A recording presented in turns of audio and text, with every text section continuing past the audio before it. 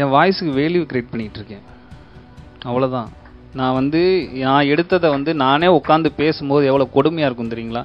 இந்த மலையை இதெல்லாம் குடஞ்ச ஷாட்லாம் நீங்கள் காட்டுறீங்கன்னு சொல்கிறது எனக்கு பயங்கர சந்தோஷமாக இருக்குது. இது வரைக்கும் நான் அது மாதிரி சொல்லவே இல்லை. இந்த இன்டர்வியூ ஒருத்தர் உட்காந்து எனக்கு இது சொல்லும்போது சந்தோஷமாக இருக்குது. இது போல் எல்லாரும் பேசணும்னு ஆசைப்பட்றேன். படத்தை பார்த்ததுக்கு பிறகு நீண்ட காலமாக அதை யோசித்து அந்த படத்தின் மீதான சில விமர்சனங்களை எல்லாம் பார்த்ததுக்கு பிறகு எனக்கு யோசித்த விஷயம் என்னென்னால், தமிழ்நாட்டினுடைய ஃபிலிம் ஹீரோஸனுடைய கேரக்டர்ஸ், அதுவும் கிராமப்புற ஹீரோக்கள் இருக்காங்க இல்லையா, அவர்களுடைய அந்த உள்ளார்ந்த மனத்தை வெளிப்படுத்தின படமா நான் பாக்குறேன். நான் கேட்கிறேன், இந்த படத்துல நம்ம கேட்க வேண்டிய கேள்வி, ஒரே சாதிக்குள்ளார இருக்கக்கூடிய இப்படிப்பட்ட ஆணாதிக்க வெறி கொண்ட ஒருத்தனை எந்த பொண்ணு ஒரே சாதிக்குள்ள கல்யாணம் பண்ணிக்கும்? இது ஆணாதிக்கம் மனநிலை கொண்டவங்கள அவங்கள வெளியே கொண்டு வர்றதுக்கான படம். நம்ம மீனா இவங்கெல்லாம் ரொம்ப தெளிவா இருக்காங்க. நான் அவங்கள வெளியே கொண்டாடுறேன். பாண்டி தான் ஆக்சுவலாக பாவம். பாண்டி தான் எவ்வளோ விஷயத்தை இன்ஃப்ளூயன்ஸ் ஆகி எவ்வளோ டிஸ்டர்ப் ஆகி எவன் வேணா சொன்ன ரூலெல்லாம் நம்பிக்கிட்டு எல்லாம் சொல்கிறாங்களே, சில பேர்லாம் பேசுகிறாங்களே, சாமி அம்மா அப்பா சொல்கிறத விட்டு வேற வேணா போய் பண்ணாருன்னு சொல்கிறாங்க இல்லையா? சாமி அம்மா அப்பா எப்படின்னு இருக்காங்க தெரிஞ்சுதான் அந்த பொண்ணு வேற ஒருத்தர கல்யாணம் பண்ணுது. அந்த அம்மா என்ன கஷ்டப்படுதுன்னு தெரிஞ்சுதான் அந்த சாமின்னு சொல்லிட்டு அந்த பொண்ணு அம்மா பட்டதே போதும் அப்படின்னு சொல்லிட்டு போகுது.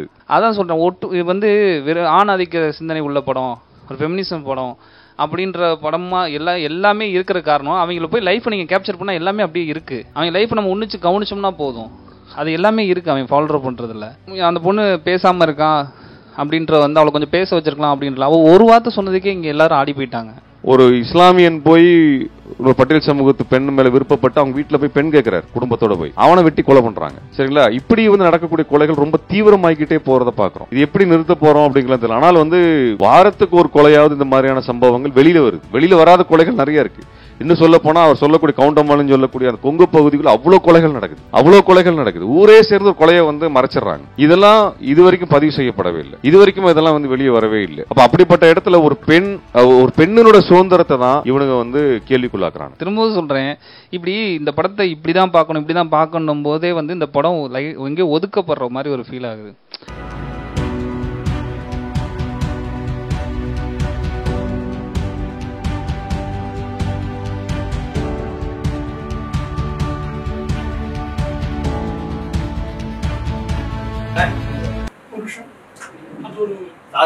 அமைப்பு ஒரு 30 வருடங்களுக்கு முன்னாடி கதை சொல்ல மெத்தட் மாதிரி இருக்கு. அதுல இன்ஸ்பயர் ஆகுறதுக்கு உங்களுக்கு என்ன ரீசன்? எப்படிதான் கதை கொண்டு போறான்னு தோணுறதுக்கு காரணம் என்ன? கூழாங்கல்ல பாத்தீங்கன்னா இதே மாதிரி ஒரு லாங்ல போயிட்டே இருப்பான், பின்னாடியே காமிச்சு ஒரு 1/2 மணி நேரம் போறதுலாம் வேஸ்ட் ஆகுது. இன்ஃபேக்ட் நீ வெற்றி சொல்றதா இருந்தா தொடர்ந்து டயலாக் ஒரு பகடி இருக்கு. அது ரொம்ப உயிர்த்துவமா இருந்துச்சு. நீங்க அந்த ஆர்டிஸ்டுகள், அந்த லேடி, அந்த சின்ன பையன் அந்த வண்டியை நோட்டுறான், புழைய இதெல்லாம் தான் இன்ட்ரெஸ்டிங்கா ஆடியன்ஸ் கொண்டு போச்சுன்றது எனக்கு அபிப்பிராயம். மற்றபடி நீங்க ஆணாதிக்கம் போக்குவரத்து சும்மா அதை பத்தி ஒரு டீகோட் பண்ணும்போது அடிப்படை படம்னா இது சோ முழுக்க இன்ட்ரெஸ்டிங்கா போகுது. அது ஏதோ ஒரு காரணம் இருக்கு. அதுக்கு பழைய படங்கள் எல்லாம் கோட் இருக்கு. முன்னாடி இப்படிதான் வெறும் நிர்வாணமா தான் காட்சிகளா இருக்கும். அப்புறம் அலங்காரப்படுத்தி சரி ஒண்ணு ஒரு வேற கலை செல்வ முறையில அதுவே ட்ரெண்ட் ஆயிடுச்சு. நீங்க பழைய மெத்தட் எடுத்திருக்கீங்க. இந்த சென்ஸ் வாட் ஒரு சின்ன இது போறோம், மற்ற வேற தொடர்ந்து வரக்கூடிய ட்ரீட்மெண்ட் மூலமா அதை இண்டஸ்ட்ரியை கொண்டு போறீங்க. அதுதான் அவங்களோட சக்சஸ் இதா இருக்கு அப்படின்னு நான் நினைக்கிறேன். நீங்க ஸ்டார்ட் பண்ணும்போது கிரிட்டிசிசம் பண்றீங்க நினைச்சிட்டேன். இல்ல வெற்றியா இருக்க வாய்ப்பு எனக்கு தெரிஞ்சு கேட்டா. ஏன்னா அது மெத்தட் ஆஃப் ஸ்டோரி டெல்லிங் இருந்தது. அதை சக்சஸ்ஃபுல்லா அதை முடிக்க முடியாது. 2வது சூரி அண்ட் எஸ்கேல வந்ததுக்கு காரணமே something is there, so we can support அப்படிங்கிற மாதிரி ஒரு சூழல் இருக்கு. மேக்ஸிமம் என்ன தெரிஞ்சு இந்த டயலாக் டெலிவரி அந்த மற்ற அந்த சீன் அதெல்லாம் ரொம்ப இதுதான் சொல்லுங்க. நீங்க அதை எப்படி அதை குரல் முறையை எடுத்தீங்க கேட்குறேன். ஏன்னா செகண்ட் டைம் யாரும் டச் பண்ண மாட்டாங்க. ஏதோ ஒரு ஆர்ட் ஃபிலிம் கார்டு இருக்காங்க, இது மாதிரி என்எஃப்டிசி பக்கம் ட்ராக் பண்ணி போறது, அப்புறம் எங்கேயாவது விற்க முடியுமா அந்த மாதிரி போற அங்கதான் போவாங்க. திரும்பவும் இது ஒரு வெற்றிகரமான படமா கொண்டு வர்றதுக்கு ஒரு நம்பிக்கை வர 2வது படம் தான். இனிமேல் 3வது எப்படி போக தெரியாது. மேக்ஸிமம் நிறைய படங்கள் பண்ணதெல்லாம் முதல் விட்ட கட்டி விட்டா இந்த மாதிரி 2-3 கதை நல்லா பண்ணுவான். அப்புறம் 3வது இந்த சோசியல் தான் போகணும் வண்டி அப்படின்னு ஒரு வழியா ஆகி அப்புறம் அவ்வளவுதான் என்னால முடிஞ்சு போயிடுவாங்க. உங்களுடைய அணுகுமுறை இல்லை எனக்கு நீங்கள் கூழாங்கல்லும் சரி கொட்டுக்காலையும் சரி எனக்கு 2மே ரொம்ப விருப்பப்பட்டு ரொம்ப ஆனஸ்டாக எடுக்கிறது தான். நான் ஒரே விஷயம் தான் கற்றுக்கிட்டு இருக்கேன். கூழாங்கலுக்கு என்ன எஃபர்ட் போட்டோன்றதை அது ரிசல்ட்டை வச்சு எனக்கு ரொம்ப பாசிட்டிவாக இருந்துச்சு. அந்த எஃபர்ட்டை நான் கொட்டுக்காலிக்கும் போட்டேன். இப்போ கொட்டுக்காளி ரிசல்ட் எனக்கு ரொம்ப பாசிட்டிவாக இருக்குது. அதுதான் அடுத்த படத்துக்கும் போடுவேனே. விஷயம் என்னென்னே, நம்ம வந்து இது சக்ஸஸ் ஃபார்மாக்குள்ளே போவேணாம். இது சக்ஸஸ்குள்ளே போயிட்டோம்னா என்ன ஆகும்னா, அது தொடர்ந்து அதுக்காக ஏதோ ஒன்று பண்ணுற மாதிரி ஆகும். நான் படம் பண்ணுறதே சக்ஸஸ் நினைக்கிறேன். நான் இமேஜ் ஒன்று நினச்சிக்கிட்டு இருக்கேன், அதை வந்து வெளியே கொண்டாடுறது இருக்குல்ல, அதுவே சக்ஸஸ்ஸு. இதுக்குள்ளே இந்த ரேஸ்க்குள்ளே கலந்துக்கிட்டு நம்ம தொடர்ந்து வெற்றியை இது பண்ணோம் அப்படின்ற ஏரியாக்குள்ளே போயிட்டா நம்ம, நீங்கள் சொன்ன மாதிரி, நான் மேபி ஃப்யூச்சரில் கரெக்டாக வாய்ப்பு இருக்குது. அதனால் நம்ம எனக்கு ஐயோ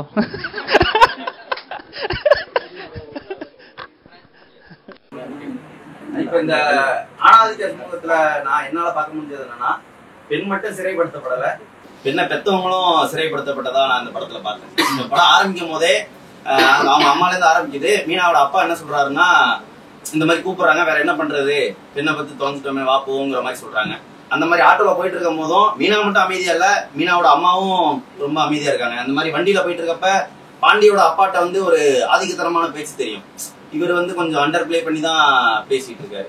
இந்த சமூகத்துல வந்து அதே மாதிரி இந்த சேவல் இதா இருக்கு அப்படிங்கிறப்ப கூட பொசுக்குன்னு அவுத்து விட்டுறோமா, நீ வேணா அவுத்து விடுவ, என்னால முடியாது அப்படிங்கிற மாதிரி இந்த சமூகத்துல வந்து பெண் மட்டும் சிறைப்படுத்தப்படல, இவங்கள பெண்ணை பெத்தவங்களும் ரொம்ப சிறைப்படுத்தப்படுறாங்க. ஏன்னா நான் எப்படி கவனிச்சது என்னன்னா, இந்த காதல்ல இப்ப மீனா காதலிச்சுட்டா, இந்த காதல்ல அவன் பெற்றோருக்கு உடன்பாடு இருக்கா இல்லையாங்கிறதே தெரியும். அதாவது மற்ற படங்கள்ல கூட பெத்தவங்க திட்டுவாங்க, பெத்தவங்க துன்புறுத்துவாங்க, அந்த மாதிரி நடந்துட்டு இருக்கும். இந்த படத்துல வந்து பெத்தவங்க எதுவுமே செய்யல.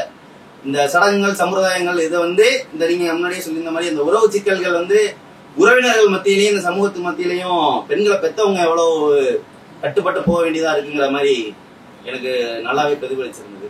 அதுக்கு வாழ்த்துக்கள், நன்றி, என்ன சொல்றதுன்னு தெரியல. அப்புறம் ரெண்டாவது, அந்த காலமாட அந்த பொண்ணு கூட்டு போற இடத்துல நான் ஒண்ணு கவனிச்சேன். நான் எப்படி உருவாங்கணும்னா, அந்த பொண்ணு, அதாவது நானுமே இப்படிதான் அதை ரிசீவ் பண்ணேன். என்னதான் நீங்க சொன்ன மாதிரி முதல் சாட்டில தான் சூரியன் வந்து அடிச்சு துவம்சம் பண்ணி எல்லாம் பண்ணிருப்பாங்க. ஆனா எந்த ஆனாலையும் அந்த காலை கிட்ட கூட நெருங்க முடியாம இருந்துச்சு. ஆனா அந்த சின்ன பாப்பா வந்து அசால்ட்டா கூட்டிட்டு போகும்போது அந்த பாப்பா ஒண்ணு சொல்லிக்கிட்டே போகுது, என்னன்னா, பாரு இதே மாதிரி நீ நானும் சேர்ந்து இருக்கிறது நம்ம அப்பாவுக்கு பிடிக்கல, இந்த மாதிரியே பண்ணிட்டு இருந்தீங்கன்னா உன்னை கொண்டு போய் விட்டுருவேன்னு சொல்றாரு, நீயும் போயிட்டீங்கன்னா அப்புறம் நான் யார் கூட இருப்பேன் அப்படிங்கிற மாதிரி பேசிட்டே போகுது. நான் அதை எப்படி பார்த்தேன்னா, மீனாவுடைய காதலியும் இந்த குடும்பத்துக்கு பிடிக்கல, நீயும் போயிட்டீங்கன்னா, அதாவது உன்னை என்கிட்ட பிரிக்கிறதுக்கு தான் இந்த முயற்சிகள் எல்லாம் நடந்துகிட்டே இருக்கு, நீ என்னை விட்டு போயிட்டீங்கன்னா அப்புறம் நான் யார் கூட இருப்பேன் அப்படிங்கிற மீனாவோட இடத்துல அந்த பெண் இருக்கிறதா நான் ஒண்ணு பார்த்தேன். நீங்கள் எப்படி பார்க்குறீங்களோ அப்படி ஒன்று இருக்கும், நல்லது தான். இல்லை, நீங்கள் முதல் சொன்னீங்களே, அது வந்து நான் இப்படி நான் தான் ஏற்கனவே சொன்னல, இது ஆணாதிக்கம் மனநிலை கொண்டவங்கள அவங்கள வெளியே கொண்டு வர்றதுக்கான படம். நம்ம மீனா இவங்கெல்லாம் ரொம்ப தெளிவாக இருக்காங்க, நான் அவங்கள வெளியே கொண்டாடுறேன். பாண்டி தான் ஆக்சுவலாக பாவம். பாண்டி தான் எவ்வளோ விஷயத்தை இன்ஃப்ளூயன்ஸ் ஆகி, எவ்வளோ டிஸ்டர்ப் ஆகி, எவன் வேணா சொன்ன ரூலெல்லாம் நம்பிக்கிட்டு ஒரு இதெல்லாம் பண்ண எனக்கு ஒரு இது உரிமை எடுத்துக்கிட்டு இப்படி ஒன்று பண்ணுறாங்கல்ல, நம்ம இவங்கள வெளியே கொண்டு வர்றதுக்காக தான் இதை நம்ம வந்து டிஸ்கஸ் பண்ணுறோம். அது வந்து ஆக்சுவலாக இதில் அரெஸ்ட் ஆகிருக்கிறது, இதில் லாக் ஆகிருக்கிறது பாண்டி தான். அது ஆனால் அது கரெக்டாக நீங்கள் சொன்னீங்க, அதுக்காக சொல்கிறேன்.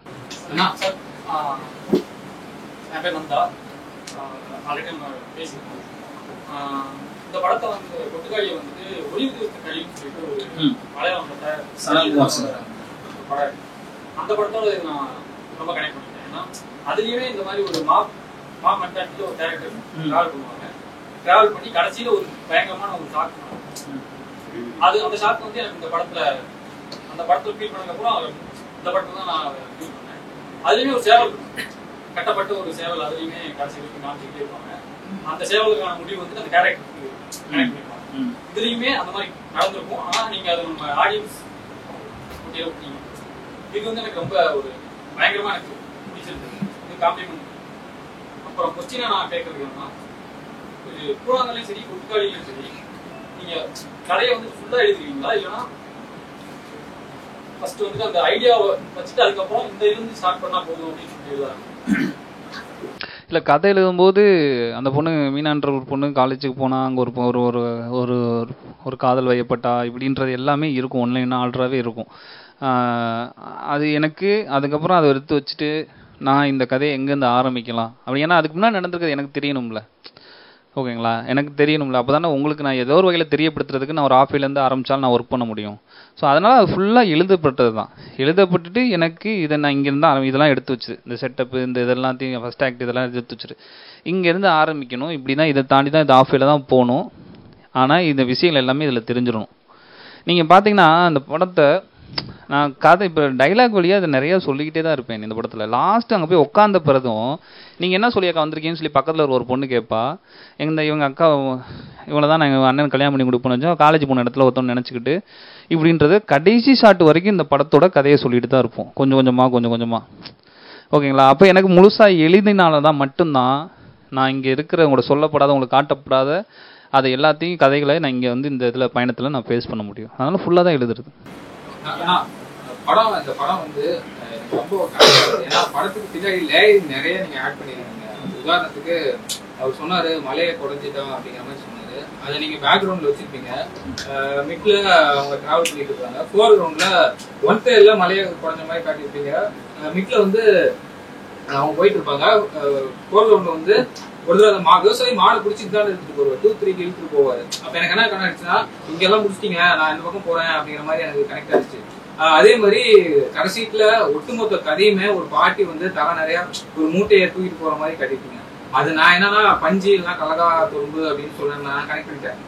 அந்த பாட்டி வந்து நீங்க என்னதான் எங்களுக்கு எவ்வளவுதான் நீங்க தூக்கி தலையில வச்சாலும் நாங்க வந்து நாங்க போயிட்டே இருப்போம் எங்க அப்படிங்கிற மாதிரி அது எனக்கு கனெக்ட் ஆயிடுச்சு. நல்லது தானே? இல்லை பாண்டி அந்த பாட்டி அந்த போதில்ல அந்த பாட்டி அது பர்டிகுலராக அதுமே அந்த பாசிங் ஏன் வச்சோம்னா அவ்வளோ கனம் பாண்டிக்குள்ளே இப்போ இறங்கிருச்சு. எங்கேயோ ஒருத்தவனை லவ் பண்ணுறான்னு சொல்லி நம்ம இங்கே கூட்டியா இருந்தோம், இந்த வந்தா இவன் என்ன இப்படி பண்ணிக்கிட்டு இருக்கான் அப்படின்ற ஒரு மிகப்பெரிய குழப்பம் பாரம் மண்டைக்குள்ளே இறங்கிருச்சுன்றதுக்கு சும்மா பண்ணது தான். அது உங்களுக்கு அப்படி நல்ல எப்படி வேணா ஒன்றும் பிரச்சனை ஆனால் இங்கே கதை சொல்லணும்னு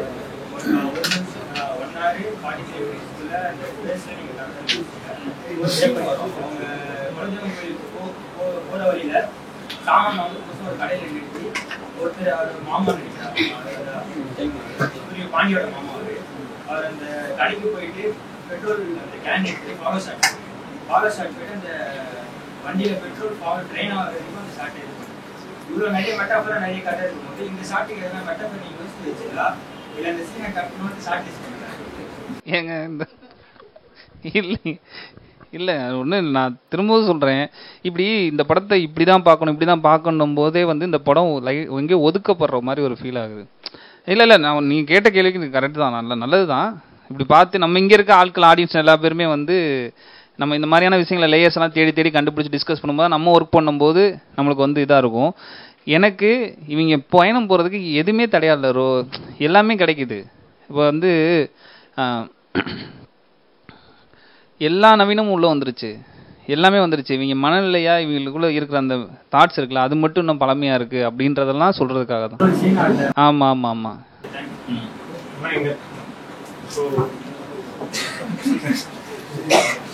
நான் வரேன். நான் ரொம்ப நன்றி சொல்லணும். எனக்கு வந்து நிறைய கேள்விகள் இருந்துச்சு. நம்ம ஊரை பற்றி எனக்கு அங்கே வாழ்றதுனாலேயே நிறைய கேள்விகள் இருந்துச்சு.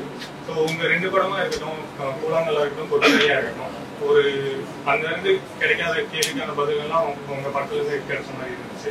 அதுக்கப்புறம் நான் கேட்கணும்னு நினைக்கிற விஷயம், படத்தை பத்தி நிறைய பேர் நிறைய கேட்டாங்க. எனக்கு உங்களோட முதல் வாய்ப்பு கூழாங்கல் படத்துல நீங்க ரொம்ப வருஷமா இருந்தது மஞ்சப்பை படத்துல கொண்டு வந்து பண்ணிருக்கீங்கன்னு நினைக்கிறேன். அந்த இதுக்கு வந்ததுக்கும் அதுக்கப்புறம் அதுல இருந்து கூழாங்கல் ஃபர்ஸ்ட் அந்த வாய்ப்பு அந்த காத்திருத்தல் உங்களுக்கு எப்படி இருந்துச்சு? இப்போ வரப்போற யங் ஃபிலிம் மேக்கர்ஸ் யாரா இருக்கட்டும், அந்த காத்திருத்தல இருந்து நீங்க ஒரு யங் ஃபிலிம் மேக்கருக்கு ஏதாவது சொல்லணும்னா என்ன சொல்லுங்க? ரொம்ப ஃப்ராங்காக சொல்லணும்னா படம் பண்ணுறதுமே ரொம்ப சந்தோஷமாக இருந்துச்சு. இப்போ வந்து அதான் அது அந்த லைஃபே வேறு தான். அது வந்து ரொம்ப ஜாலியாக வந்து நாங்கள் வந்து இப்படி காலண்டரில் வந்து எத்தனை இந்த மாதத்தில் முகூர்த்த நாள் இருக்குது அப்படின்னு சொல்லி பார்த்துட்டு மண்டபமாக போய் சாப்பிட்டு வந்துட்டு இருந்த ஒரு ஆளு தான். ரொம்ப பயந்து உள்ளே போக ஆரம்பித்தவங்க அப்புறம் ரொம்ப தைரியமாக போய் மாப்பிள்ளை பொண்ணோட ஃபோட்டோலாம் எடுத்துகிட்டு வந்துட்டு இருந்தோம். ஸோ அந்த ஜாலி அந்த சந்தோஷம் அப்போ இருந்து ஒன்று இருக்குல்ல. அப்போ படிக்கிறதுக்கான நேரம் ஒரு கில்ட் ஆயிரும் டெய்லி. இப்போவும் அந்த கில்ட் இருக்குது எனக்கு. டெய்லி இன்னும் ஒரு ஷார்ட் ஸ்டோரி படிக்காமல் படுத்துட்டோம்னா இன்றைக்கி நாள் ஏதோ கம்ப்ளீட் ஆகலை, நீ ஏதோ கற்றுக்கல, அவ்வளோதான், நீ சஸ்டெயின் ஆக மாட்டேன், உன்ட்ட திறமெல்லாம் போயிடும் அப்படின்ற பயம் எனக்கு இப்போவும் இருந்து அதை பண்ணிட்டு தான் இருக்கேன். ஆனால் அப்போ வந்து நல்லா ஸ்பேஸு எல்லாத்தையும் பேசுகிறது எல்லாத்தையும் இது பண்ணுறது அப்படின்னு. இப்போ படம் பண்ணதுக்கப்புறம் எப்படி தோணுதுன்னா இந்த சில ஒரு படத்தில் ஒரு காட்சி வரும்ல, திடீர்னு கார்த்தி இன்னொருத்தரும் பேசிகிட்டு இருப்பாங்க, ஒருத்தன் போவான், நான் மானல்ல ஒரு சீன் வரும், குடும்பஸ்தண்டா அப்படின்னு அவன் வந்து வணக்கம் வைப்பான், குடும்பஸ்தண்டா அப்படின்வான். ஏன்னா அவன் குடும்ப கஷ்டத்தை பற்றி பேசிகிட்டு இருப்பான், திடீர்னு ஒருத்தர் பால் வாங்கிட்டு போவாப்புல, வணக்கம் சார் அப்படின்வான். அது மாதிரி எனக்கு படம் பண்ணதுக்கப்புறம் அப்பா எப்படி தான் இந்த இண்டஸ்ட்ரி இவ்வளோ நாள் சஸ்டெயின் பண்ணுறாங்க, படம் பண்ணி இவ்வளோ பிரச்சனை, இவ்வளோ பாலிடிக்ஸு, இவ்வளோ இது தாண்டி எப்படி தான் சர்வே ஆகுறாங்க அப்படின்னு அவங்க பேர் மேலே எல்லா பேர்த்துமேலேயும் ஒரு மரியாதை வந்திருக்கு. அவங்களையும் பார்த்து வணக்கம் அப்படின்னு சொல்லிக்கிறேன். விஷயம். So most of the films வந்து மதுரையை ரொம்ப ஸ்டீரியோடைப் பண்ணுற மாதிரியே இருக்கு. கேட்குதாண்ணா? ஸோ இப்போ மேக்ஸிமம் ஃபர்ஸ்ட் இருந்தே தமிழ் சினிமாவில் வந்த படமாக இருக்கட்டும், நிறைய நியூஸில் பார்க்குறதா இருக்கட்டும், அதுலேருந்து வரனாலே என்னன்னு தெரியல. ஸோ மதுரையை ரொம்ப ஸ்டீரியோடைப் பண்ணி பேசுகிறோமோன்ற ஒரு டவுட் இருக்குது. அதுவும் ஒரு சைடு தான், இல்லைன்னு சொல்ல, அதுவும் ரியாலிட்டி தான், இல்லைன்னு சொல்ல. ஸோ ரொம்ப ஸ்டீரியோடைப் பண்ணுறனால மற்றவங்க நிறைய பேர் சினிமா பார்த்து எவ்வளோ தெரிஞ்சவங்க இருப்பாங்க. ஸோ அந்த பார்வை வந்து ரொம்ப தப்பாக புரியுதான்னு எனக்கு ஒரு டவுட் இருக்குது ரொம்ப நாளாக. ஸோ அதுக்கு ஒரு இது கொட்டுக்கலை படத்தில் சொல்கிறீங்களா இல்லை பொதுவாக சொல்கிறீங்களா? ஓகே ஓகே, அது டிஃபரன்ஸ் தான், ஒன்றும் பண்ண முடியாது. இல்லை இப்போ எனக்கு இந்த வார்த்தையிலேருந்து எனக்கு இப்படி ஒன்று தோணும், எனக்கு எல்லோரும் என் மேலேயும் அந்த ஒரு கேள்வி வரும். ஆனால் வந்து சத்யஜித் ரெட்டி இந்த கேள்வி இருந்துச்சு, நீங்கள் இங்கே இருக்கிற பாவர்ட்டியை பற்றி, எளிமையை பற்றி, வறுமையை பற்றி நீங்கள் போய் படம் பிடிச்சி போய் காட்டி உலகத்தில் இருக்க ஃபெஸ்டிவல்ஸ்க்கெலாம் போய் நீங்கள் பேரும் புகழும் வாங்கிக்கிறீங்க அப்படின்னு சொல்லி ஒன்று வந்துச்சு. அதே அப்போது அவர் ஒரு ஆன்சர் சொன்னார். ஆனால் அதே ஆன்சரை எடுத்துக்கிறாம இப்போ அது இவ்வளோ வருஷம் கழிஞ்சு என்கிட்ட அந்த கேள்வி வருது. ஓகேங்களா?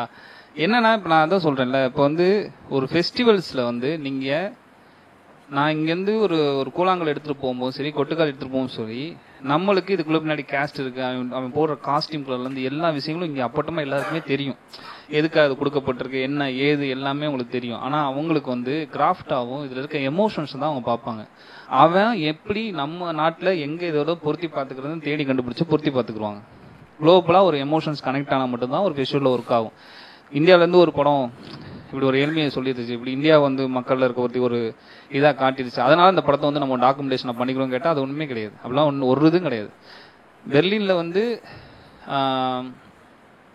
இப்போ ரே சொல்கிற பதிலவே சொல்கிறேனே, அவர் வந்து பதர்பாஞ்சலி கொண்டு போய் நம்ம கொடுக்கும்போது இந்த கொஸ்டின்ஸ் இங்கே வரும்போது சொல்கிற ஆன்சர்ஸ் வந்து அப்படி ஒன்று கிடையவே கிடையாது. ஃபெஸ்டிவல்ஸில் நீங்கள் அப்படி பார்க்காதீங்க.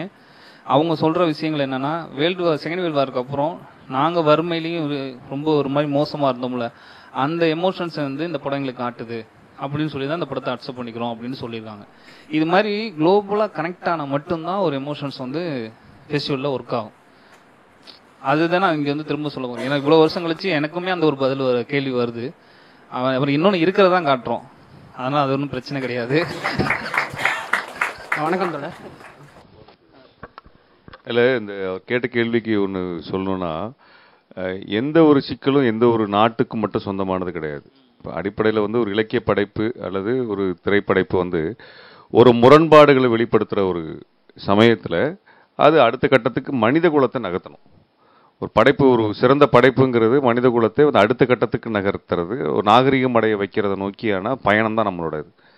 அப்போ அந்த மனித குலத்திற்குள் இருக்கக்கூடிய நிலவுகின்ற முரண்பாடுகள் வந்து ஆணாதிக்க உணர்வுங்கிறது மதுரைக்கு மட்டும் சொந்தமானதல்ல, அது ஆப்பிரிக்காவுக்கும் சொந்தமானதான், ஐரோப்பாவிற்கும் சொந்தமானதான், நீங்கள் வட அமெரிக்காவிற்கும் கொரியாவிற்கும் எல்லாத்துக்குமே சொந்தமான ஒன்று தான். வறுமை என்பது கல்கத்தாவுக்கு மட்டும் சொந்தமானதல்ல, உலகளாவிய ஃபினாமினன் தான் அது. நம்ம வந்து அது என்னவா பார்த்துக்கிறோம், நாட்டினுடைய பெருமையாக வந்து பார்க்கறது இடத்துல அடிப்படை. இப்போ ஒரு நாட்டிலிருந்து ஒரு படம் போகுது அப்படிங்கிறனால நாட்டோட பெருமையை பேசுறதுக்கு போகிற இடம் இல்லை. இது ஒலிம்பிக்ஸ் கிடையாது. உங்கள் திறமையை காட்டுறது அப்படிங்கிற இடத்துல போய் ஒரு மெடல் வாங்கிட்டு வர விஷயம் கிடையாது. கலைப்படைப்புங்கிறது அந்த இடத்துல கிடையாது.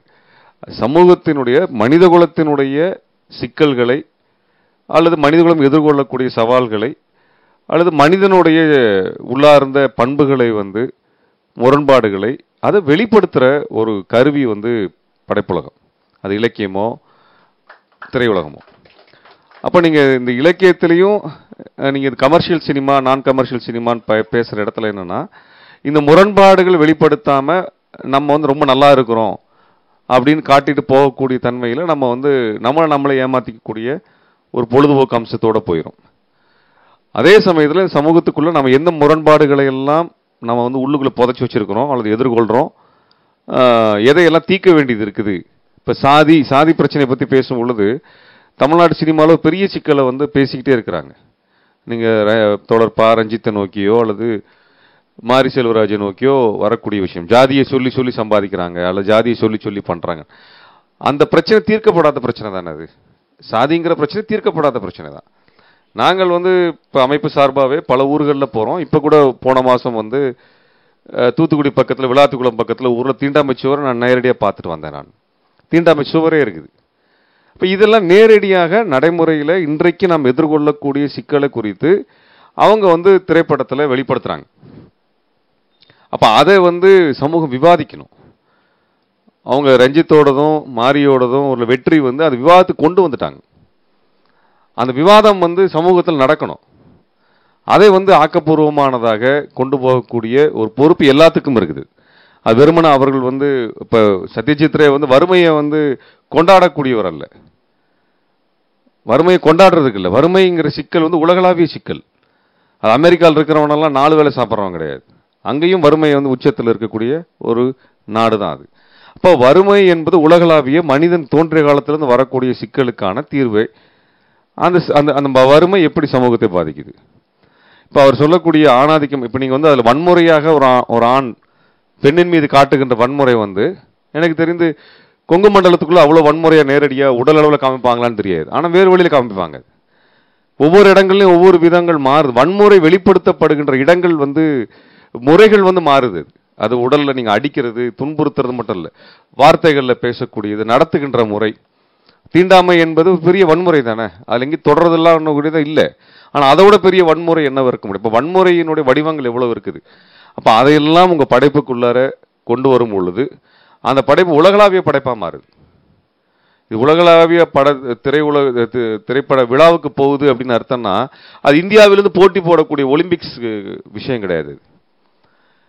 நாங்கள் உலகளாவிய ஒரு பிரச்சனையை நாங்கள் எங்கள் இடத்துல இருந்து எப்படி பார்க்குறோம், அது எங்களை எப்படி பாதிச்சிருக்குது, நான் அதை எப்படி அணுகிறேன், அதற்குள்ளாக எங்களுடைய சமூகத்தினுடைய நம்பிக்கைகள் என்ன, பழக்க வழக்கங்கள் என்ன, அரசியல் என்ன அப்படிங்கிறத நீங்க சொல்லணும்ல உலகத்துல. அது ஒவ்வொருத்தரும் ஒவ்வொரு மாதிரி எடுத்துவோம். இதே மாதிரியான சடங்குகள் வந்து ஆப்பிரிக்காவில் இருக்கலாம், ஐரோப்பாவில் இருக்கலாம், அல்லது பிற நாடுகளில் இருக்கலாம், சீனாவில் இருக்கலாம், கொரியாவில் இருக்கலாம், ஈரானில் இருக்கலாம், எல்லா இடங்கள்லையும் இருக்கலாம். அப்போ அதை அவங்கவுங்க அதை தான் அவர் தோழர் சொல்லும்போது சொல்லுவாங்க, அதை அவங்கவுங்க தொடர்புபடுத்திக்குவாங்க. அதில் இப்போ உலகளாவிய அளவிலான ஒரு முரண்பாடுகள் உலகளாவிய அளவில் இருந்தால் அதை வெளிப்படுத்துறதுக்கு உங்களோட படைப்பை வந்து தயார் பண்ணிக்கிறது முக்கியம். தோழர் வந்து சொன்னது ரொம்ப எனக்கு ரொம்ப மகிழ்ச்சியான விஷயம் வந்து தினம் வாசிக்கிறது, தினம் படிக்கிறது அப்படிங்கிறது. அது வந்து நான் வந்து இன்றைக்கு அவர் வந்து கொடுத்த மெசேஜில் ரொம்ப ரொம்ப முக்கியமான ஒரு மெசேஜாக பார்க்குறேன். ஒரு புத்தக கடையில் உட்காந்து நம்ம பார்க்குறோம் அதை. ஏன்னா வந்து இன்றைக்கு வாசிப்பு, இந்த கடை வந்து லாபத்துக்காகலாம் பண்ணலை, வாசிப்பு என்கின்றதை வளர்த்த வேண்டும் என்பதற்காக தோழர்கள் சேர்ந்து எந்த விதமான சம்பளமும் இல்லாமல் இங்கே வேலை பார்த்து கொண்டிருக்கிறார்கள். நீங்க வந்தீங்கன்னா இந்த கடையில வந்து உங்களுக்கு எந்த புத்தகத்தை படிக்கணும் அல்லது உங்களுக்கு எந்த புத்தகத்துல நீங்க வந்து துவங்கலாம், எந்த புத்தகத்தை தேர்ந்தெடுக்கலாம் அப்படிங்கறத அவங்க வந்து பரிந்துரை செய்யக்கூடியவர்கள். அவர்களும் நிறுவனத்தில் வேலை செய்து விட்டு மித்த நேரத்தை வந்து இங்க கடையில வந்து வேலை செய்யறாங்க. கடை துவங்கி 2 வருடம் ஆகுது. இது வரைக்கும் ஒரு நாள் கூட கடை மூடப்பட்டது கிடையாது. இன்றைக்கு சென்னைக்குள்ளார இல்ல தமிழ்நாட்டுக்குள்ளார 12 மணி நேரம் இருக்கக்கூடிய ஒரே கடை இதுதான். காலையில் 9:30 மணிலேருந்து இரவு 9:30 வரைக்கும் இருக்கும். தென்னிந்தியாவில் கிடைக்காத ஆங்கில புத்தகங்கள் கூட இங்கே துவக்கப்பட்டிருக்கு. இது வந்து என்னன்னா வாசிப்பு அப்படிங்கிற ஒன்று ரொம்ப ரொம்ப முக்கியமானது. அது பல பிரச்சனைகளுக்கான இப்போ நீங்கள் வந்து அவர் வந்து பல படிமங்களை கொடுத்துருக்கிறாரு, அடுக்குகளை கொடுத்துருக்குறாங்க அப்படின்னு நம்ம வந்து பேசுகிறப்ப ரொம்ப மகிழ்ச்சியாக இருக்கு எனக்கு கேட்கறது. கூர்ந்து கவனிக்கக்கூடிய ஒரு சமூகம் இருக்கிறத பார்க்கும்போது ரொம்ப சந்தோஷமா இருக்குது. ஒரு என்ன சொல்றேன்னா இந்த சந்திப்பு வந்து ஒரு நம்பிக்கை கொடுக்குது. உங்களோட உரையாடல் வந்து பெரிய நம்பிக்கை கொடுக்குது. இவ்வளோ ஆழமாக பார்க்கக்கூடிய ஒரு இளைஞர்கள் இன்றைக்கு வந்து படைப்புலகத்தையும் பார்க்குறாங்க, அரசியலையும் பார்க்குறாங்க. அவர் ரொம்ப கிரிட்டிக்கலாக ஒரு விஷயத்தை வைக்கிறார், ஆணாதிக்கம் அப்படின்னு வைக்கிறார். இது வரைக்கும் கேட்ட கேள்விகள் அத்தனை பேரும் ஆண்கள் தான் கேட்டிருக்கிறாங்க, பெண்கள் இருக்கிறாங்க இங்கே. ஆனால் ஆண்கள் வந்து அதை என்கேஜ் பண்ணுறாங்க, அந்த விஷயத்தை என்கேஜ் பண்ணுறாங்க, அது விமர்சனபூர்வமாக பார்க்குறாங்க, பல கோணங்கள்லேருந்து பார்க்குறாங்க. இப்படிப்பட்ட ஒரு ஏன்னா இன்றைக்கு வந்து நம்மளுக்கு இருக்கக்கூடிய ஆர்எஸ்எஸ் வகைப்பட்ட ஒரு சூழலுக்குள்ளார இந்துத்துவ சூழல் அது என்னதுன்னா அது வந்து வேற ஒன்றும் இல்லை. அவர் சொல்லக்கூடிய பாண்டி கேரக்டருடைய தியராட்டிக்கல் ஃபார்ம் தான் அது. அதை வந்து கொள்கையாக்கி மாற்றினீங்கன்னா அதுதான் அது. ஏன்னா ஆர்எஸ்எஸ்ல பெண்களை வந்து உறுப்பினராக இருக்க முடியாது, பெண்களுக்கு சாகாவே கிடையாது. ஆனால் அவன் தான் இன்னைக்கு நாட்டை கட்டுப்படுத்துறான். அவன் தான் நாட்டினோட கொள்கைகளை வகுக்கிறான். அவன் ஆட்சிக்கு வந்ததிலிருந்து இது வரைக்கும் பெண்களுக்கான வேலைகள் வந்து குறைக்கப்பட்டு கிட்டத்தட்ட 30-40% வேலைகள் பெண்களுக்கான வேலைகள் நிறுத்தப்பட்டிருக்குது. இது யாருக்குமே தெரியாது. பெண்கள் மேல வன்முறை பல மடங்கு அதிகமாக இருக்குது. 1 மணி நேரத்துக்கு 51 வழக்கு பெண்கள் மீதான வன்முறை பற்றி மட்டுமே வழக்கு பதிவாகுது. இப்படிப்பட்ட ஒரு சூழல்ல 1 மணி நேரத்துக்கு 51 வழக்கு 51 வழக்கு அப்படிங்கிறது பதிவு செய்யப்பட்டது. பதிவு செய்யப்படாத பிரச்சனைகள் எத்தனை இருக்குது? நாங்கள் போன மாதம் வந்து ஒரத்தநாட்டில் போய் பார்த்தோம். ஒரு பெண்ணை வந்து 4 பேர் ரேப் பண்ணியிருக்கிறான். இன்ன வரைக்கும் தமிழ்நாட்டில் அது பெரிய பிரச்சனையாகவே மாறலை. மொத்தம் 6 பேர் சேர்ந்து அதில் 4 பேர் ரேப் பண்ணியிருக்கிறான். அதில் வந்து அந்த பெண்ணுடைய சகோதரனையும் ரேப் பண்ண வச்சிருக்கிறாங்க. இன்றைக்கு வரை தமிழ்நாடு எந்த கொந்தளிப்பும் கிடையாது. அந்த பெண்ணுக்கு வந்தான எந்த பாதுகாப்பும் இன்னைக்கு வரைக்கும் தரலை. இதெல்லாம் நாங்கள் நேரடியாக பார்த்துட்டு இருக்கிறோம். இது நடந்து அந்த பொண்ணுடைய வீட்டிலிருந்து 8 அடி 10 அடி தூரத்தில் நடந்திருக்கு. பகல்ல 12 மணிக்கு நடந்திருக்கு. இன்னைக்கு வரைக்கும் அந்த பொண்ணுக்கு முறையான மருத்துவமோ கவுன்சிலிங்கோ எல்லாம் கொடுக்கப்படும். இது வந்து இன்னைக்கு அந்த பெண் வந்து படிச்சுட்டு உயர்கல்வி படிச்சு ஒரு எம்எஸ்சி மைக்ரோபயாலஜி படிச்சு ஒரு நல்ல வேலையில் இருந்த பெண் ஊருக்கு போனப்போ அது நடந்திருக்கு. அதனால இது யாருக்கு வேணா நடக்குங்கிறதான். இது வந்து இவர்களுக்கு அவங்களுக்கு நடக்குது அல்லது இந்த மாதிரியான நாட்களுக்கு மட்டும் நடக்குதுங்கிற எல்லாம் கிடையாது. யாருக்கு வேணா நடக்குங்கிற அச்ச உணர்வோடு வாழக்கூடிய சமயத்தில் இந்த ஆண்களுடைய வன்முறையை பற்றி எடுத்த படம் வந்து ரொம்ப ரொம்ப முக்கியமானது. இந்த படம் இன்னைக்கு ஒரு மெயின் ஸ்ட்ரீமா எல்லாராலும் பார்க்கப்படுறது, எல்லாராலும் ஏற்றுக்கொள்ளப்படுறது, விவாதிக்கப்படுறதுங்கிறது ரொம்ப முக்கியமானதா, இந்த உரையாடலாம் ரொம்ப முக்கியமானதா பார்க்குறேன். இதுல வந்து ஒரு துணிச்சலாக இந்த படத்தை வந்து தோழர் வந்து நம்மளுக்கு கொடுத்துருக்கிறார். என்னால் வந்து அந்த பெண்ணை பார்த்தப்ப அந்த பெண்ணை நான் பார்க்கல. ஆனால் அந்த சம்பவங்களை பற்றி அவங்க அப்பாட்டையோ அவங்களுடைய குடும்பத்தினர் பேசிய பொழுது அந்த நபர், அந்த செய்த நபர், கொடுமையை செய்தவன் எப்படிப்பட்டவனா இருக்க முடியும்? நமக்குள்ள வாழக்கூடிய ஒருத்தனா தான் இருக்க முடியும். ஏதோ நம்ம கூட படிச்சிருப்பான், நம்ம கூட வேலை பார்த்துருப்பான், நம்ம கூட டீ கடையில் ஒன்றா டீ குடிச்சிருப்பான், இப்படி ஏதோ பழக்கப்பட்டவனா தான் இருப்பான். அவன்கிட்ட தான் அந்த வன்முறை வெளிப்படுது. இப்படிப்பட்ட ஒரு சூழலுக்குள்ள தான் நம்ம வந்து ஆழமா அந்த பிரச்சனைகளை புரிஞ்சுக்கிறது. இதை வந்து நான் திரைப்படத்தை வந்து ஒரு கிராஃப்டா மட்டும் பார்த்துறாதீங்க. அந்த கிராஃப்ட் வந்து அந்த கிராஃப்ட் வந்து அவர் வந்து சொல்ற விஷயத்தை காத்திரமாக சொல்லுவதற்காக அந்த கிராஃப்டை கையில் எடுத்திருக்காரு நான் நினைக்கிறேன். அவருடைய கிராஃப்டுக்காக வந்து அந்த கண்டென்ட் எடுத்த மாதிரி நான் நினைக்கல. அவரோட கண்டென்ட்டுக்கு அந்த கிராஃப்ட் வந்து ரொம்ப சரியா பொருந்ததா நான் வந்து பார்க்குறேன். நான் பார்த்தது வந்து அந்த படத்தை பற்றி அதற்கு படத்தை பார்த்ததுக்கு பிறகு நீண்ட காலமாக அதை யோசித்து அந்த படத்தின் மீதான சில விமர்சனங்களை எல்லாம் பார்த்ததுக்கு பிறகு எனக்கு யோசித்த விஷயம் வந்து என்னன்னா, தமிழ்நாட்டினுடைய ஃபிலிம் ஹீரோஸனுடைய கேரக்டர்ஸ், அதுவும் கிராமப்புற ஹீரோக்கள் இருக்காங்க இல்லையா, அவர்களுடைய அந்த உள்ளார்ந்த மனத்தை வெளிப்படுத்தின படமா நான் பார்க்குறேன். அது வந்து அந்த வகையில் வந்து அந்த படம் வந்து ரொம்ப ரொம்ப ஒரு முக்கியமான ஒரு படம். இப்படி நான் கேட்குறேன், இந்த படத்தில் நம்ம கேட்க வேண்டிய கேள்வி, ஒரே சாதிக்குள்ளார இருக்கக்கூடிய இப்படிப்பட்ட ஆணாதிக்க வெறி கொண்ட ஒருத்தனை எந்த பொண்ணு ஒரே சாதிக்குள்ள கல்யாணம் பண்ணிக்கும்? ஏன் சாதி மாதிரி திருமணம் பண்றாங்க? எல்லாம் வந்து சொல்றாங்களே, சில பேர்லாம் பேசுறாங்களே, சாமி அம்மா அப்பா சொல்றதை விட்டு வேற எவனையா போய் பண்ணாருன்னு சொல்றாங்க இல்லையா? சாமி அம்மா அப்பா எப்படின்னு இருக்காங்க தெரிஞ்சுதான் அந்த பொண்ணு வந்து வேற ஒருத்தர கல்யாணம் பண்ணுது. அந்த அம்மா என்ன கஷ்டப்படுதுன்னு தெரிஞ்சுதான் அந்த சாமின்னு சொல்லிட்டு அந்த பொண்ணு அம்மா பட்டதே போதும் அப்படின்னு சொல்லிட்டு போகுது. இன்னைக்கு வந்து அது வந்து ரொம்ப டாக்ஸிக்கான விஷயம் பார்க்குறேன். அது வந்து சோசியல் மீடியாவில் அவ்வளோ ப்ரொமோட் ஆகுது. சோசியல் மீடியாவில் அந்த கண்டென்ட் வந்து அவ்வளோ ப்ரொமோட் ஆகுது. நீங்கள் வந்து ஆணவ படுகொலைன்னு அதை அப்படிலாம் சொல்லாதீங்க. அது அவங்கள வந்து அம்மா அப்பாவோட அக்கறை அப்படின்னு வந்து அது ஜஸ்டிஃபை பண்ணக்கூடிய ஒரு கொடுமையான ஒரு விஷயம். அதை போற்றி பாதுகாத்து அதை வளர்க்கக்கூடிய கல்ச்சர் போகுது. அதில் நீங்கள் எதிர்வினை ஆற்றுறது, அப்படி ஒரு எதிர்வினையாக தான் அந்த படம் வந்திருக்கதா பார்க்குறேன். நானும் அந்த ஜாதியை போற்றக்கூடிய சில படங்களை பார்க்கறதுக்கான வாய்ப்பு வந்தபோது உண்மையாக சொல்ல போனால் சாதி எதிர்க்கிறவர்களை விட ஜாதியை ஆதரிக்கிறவர்கள் ஜாதிய மனநிலை நல்லா காமிச்சிருக்கிறான். அப்பாவே பையனுக்கு சொத்து கொடுக்காம பையனை கொலை பண்ண ட்ரை பண்ணுறது, குடும்பத்துக்குள்ளார பிரச்சனை கொடு, இதெல்லாம் வருதா இல்லையா? இதெல்லாம் ஏன்னா அது வந்து இயல்பாகவே அந்த சமூகத்திற்குள்ளாக இருக்கக்கூடிய முரண்பாடுகள். அப்ப இப்படிப்பட்ட ஒரு அதாவது என்னன்னா, ஒரு முற்போக்கு அரசியலை, ஒரு பண்படுத்தப்பட்ட அரசியலை சொல்ல ஆரம்பிக்கும் போது அதை தடுப்பதற்கும் அதை கொச்சைப்படுத்துறதுக்கும் நிறைய முயற்சிகள் நடக்கும். அதை வந்து நம்ம தொடர்ச்சி அம்பலப்படுத்தி ஆகணும். அது இல்லைன்னா இங்க இந்த கவுண்டம்பாளையன்ற மாதிரி படம் எடுக்கிறது இருக்கு இல்லைங்களா, அவர் முதல்ல ஒரு நல்ல ஃபோட்டோ எடுத்தாருன்னா நல்லாயிருக்கும், அதுக்கப்புறம் படம் எடுக்கலாம். ஒரு நல்ல ஃபோட்டோ எடுக்கட்டும், சரிங்களா? ஏன்னா நான் அவர் பிறந்து வளர்ந்த அதே ஏரியாவில் நானும் பார்த்துருக்குறேன் நான், சரிங்களா? அவர் இது என்னன்னா இந்த மாதிரியான ஒரு கல்ச்சர் வளர்றதை அனுமதிக்க கூடாது. இது என்ன ஆகுதுன்னா வளர்த்தப்படுது. அந்த படம் உண்மையாலுமே சொல்ல போனா யாருமே பார்த்துருக்கக்கூடிய பேசிக்கூடிய படம். ஆனால் அந்த படம் உருவாக்குனதை விட அந்த படத்தை வச்சுட்டு அவங்க உருவாக்குன விவாதம் தான் பெரிய அளவுக்கு போயிருக்கு. நாங்கள் என்ன கிராமப்புறங்களில் போகும் பொழுது இந்த ஜாதிய ரீதியாக வளர்த்தக்கூடியவங்களுடைய திரைப்படத்தினுடைய போஸ்டர்ஸை எல்லா சோர்லையும் எழுதி வைக்கிறான். அது அவனோட அடையாளமாக மாத்திரான். அவன் இதுக்கு எதிராக நாங்கள் வர்றோம், இதுக்கு எதிராக எங்கால் இருக்கிறார் அப்படின்னு ஒரு இடத்த பேச ஆரம்பிக்கிறாங்க. அது பொது சமூகத்தில் இருக்கக்கூடிய நீங்களும் கண்டிச்சு பேச வேண்டியிருக்கு. அது கண்டிச்சு பேச வேண்டியிருக்கு. ஒரு ஆணவ கொலை எத்தனை நீங்க ரெக்கார்ட் ஆகக்கூடிய கொலைகள் ரொம்ப ரொம்ப குறைவுங்க, ரொம்ப ரொம்ப குறைவு. நீங்க ஊருக்குள்ள போய் பார்த்தீங்கன்னா அத்தனை கொலைகள் நடக்குது. ஆணவ கொலைகள் அவ்வளோ கொலைகள் நாங்கள் பார்க்குறோம். அத்தனை பதிவு செய்யலாம் படலை, அத்தனை பதிவு செய்யப்படலை. அப்படி ஒரு மோசமான ஒரு சூழல்ல இதுக்கு முன்னாடி இருந்ததை விட முன்னாடி ஜாதிய ரீதியாக கொலைகள் நடந்துட்டு இருக்குது. இவன் ஏன் ஜாதி அல்லது அவன் எங்களுக்கு கீழே இருக்கிற ஜாதி அப்படின்றதெல்லாம் கொலைகள் நடந்திருக்கு. இப்ப இந்துத்துவ மனவெறியோடு கொலைகள் நடக்குது. அந்த மதவெறி தான் இன்னைக்கு கொலையோடைய டிரைவிங் ஃபேக்டர். அது பட்டியல் சமூகத்துக்குள்ளே கொலை பண்றது. ஒரு இஸ்லாமியன் போய் ஒரு பட்டியல் சமூகத்து பெண் மேல விருப்பப்பட்டு அவங்க வீட்டில் போய் பெண் கேட்கிறார், குடும்பத்தோட போய் அவனை வெட்டி கொலை பண்றாங்க.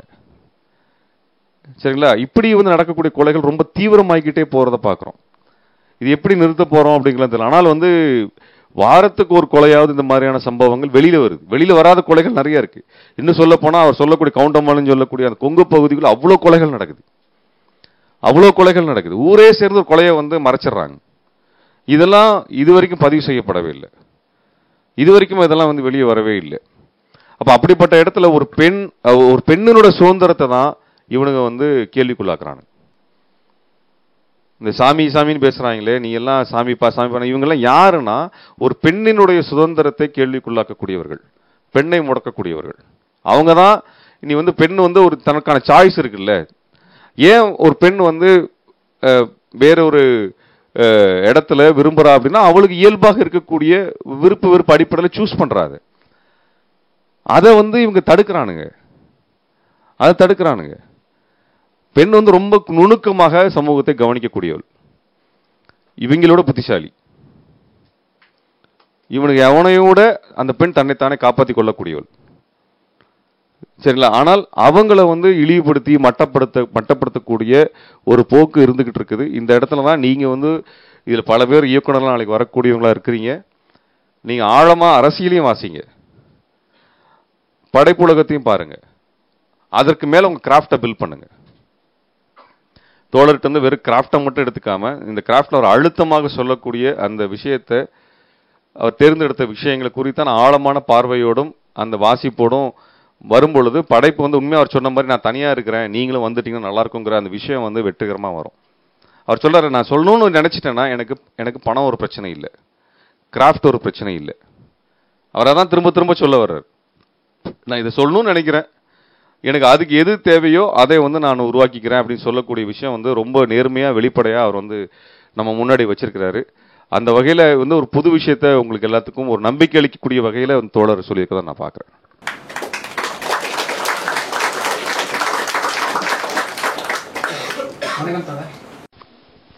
நீங்க இதுக்கு முன்னாடி சொல்லியிருக்கீங்க, இந்த சமூகம் போதிக்கிற ஒரு நீதிகளுக்கு ஒரு பாண்டிங்கிற கேரக்டர் அந்த சமூகம் போதிக்கிற நீதிகளுக்கு உண்மையா இருக்கு, அதுக்கு தகுந்த மாதிரி செயல்களையும் செய்யுது.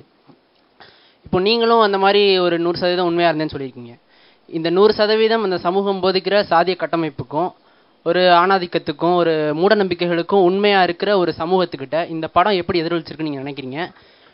இது புதிய பார்வையா இருக்கு. விக்டிம் பேச விடாம அந்த அகத்தோட வழியை சொல்றது புதிய பார்வை.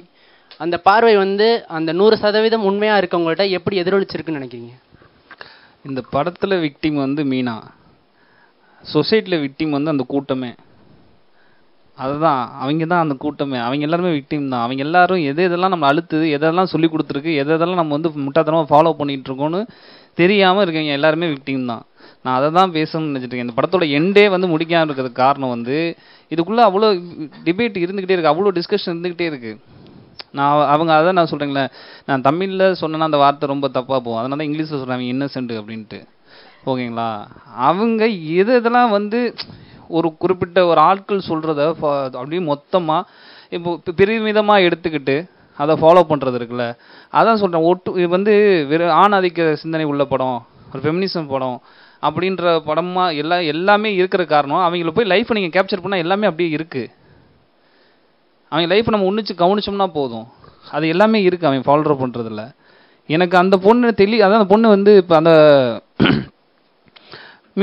அந்த பொண்ணு பேசாமல் இருக்கான் அப்படின்ற வந்து அவளை கொஞ்சம் பேச வச்சிருக்கலாம் அப்படின்ற அவள் ஒரு வார்த்தை சொன்னதுக்கே இங்கே எல்லாரும் ஆடி போயிட்டாங்க. ஓகேங்களா? அவங்க அடிக்க மட்டும் செய்யலன்னு சொன்ன ஒரு வார்த்தை அவட்டு வந்து ஒரு வார்த்தைக்கு இங்கே எல்லாரும் ஆடி போயிட்டாங்க. அவள் பேசியிருந்தா என்ன ஆயிருக்குன்னு பண்ணி பாருங்க. இப்போ இவ்வளோ தெளிவா, இவ்வளோ கான்சியஸா, இவ்வளோ என்னைக்கா இருந்தாலும் நான் இவங்க என்னை வந்து நீ என்ன வேணா பண்ணு, நீ இந்த உடலை புனிதம்னு சொல்லி இங்கே கூட்டியாந்து நிப்பாட்டுவியா, நீ என்ன வேணா பண்ணிக்கோ. கடைசி நீங்கள் யோசிக்கிறதுக்கான விஷயத்தை நான் சொல்கிறேன் ரொம்ப ஃப்ராங்காகவே. என்ன யோசிச்சுட்டு போகிறாங்க? அவன் ரொம்ப அந்த கன்ஃபியூஷன் ஸ்டேஜுக்கு போகிறாருல அந்த பாண்டின்ற கேரக்டர். என்ன யோசிச்சுட்டு போகிறாங்க? நம்ம ஏதோ பண்ணி கூட்டியாந்தோம், இப்போ என்ன நான் கட்டிக்க போகிறவளோ இவன் வந்து இப்படி பண்ணிட்டு இருக்கான்ற ஒரு யோசனை வருது இல்லை?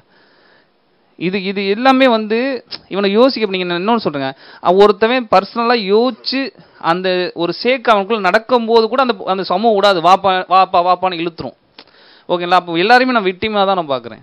இந்த சொசைட்டி, இந்த சிஸ்டம், அந்த ரூலு, கேஸ்ட், ரிலீஜன் எல்லாரும் உருவாக்கி வச்ச ரூலை வந்து ஃபாலோ பண்ணுற எல்லாருமே விக்டிமாக தான் நான் பார்க்குறேன். அதுலேருந்து சுயம் பரிசோதனையாக டிஸ்கஸ் பண்ணிட்டு வெளியே வரன்றக்காக ஓப்பன் பண்ணிட்டு தான் அந்த படத்தோட இதாக வச்சுருக்கு. அண்ணா, நான் ஒரு கேள்வி இங்கேருந்து செல்வம். நான் ஆக்சுவலாக ஒரு ஓடிடியிலேருந்து வந்திருக்கேன். ஸோ இப்போ வந்து நீங்கள் இந்த படத்தை இது ஒரு அனுபவமாக இது எல்லாத்துக்குமே நீங்கள் டெலிவர் பண்ணியிருக்கீங்க, அது நல்ல விஷயம்.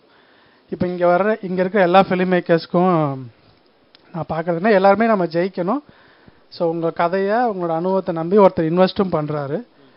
ஸோ இதை வந்து ஒரு ப்ரொடியூசராகவோ இல்லை ஒரு டீம், நீங்கள் ஒரு டீமை செட் பண்ணியிருப்பீங்கள்ல, ஸோ அவங்களும் அதை நம்பியிருக்காக தான் உங்களோட ட்ராவல் பண்ணியிருக்காங்க. இது ஒரு நல்ல கதையாக வெளியில் வந்திருக்கு.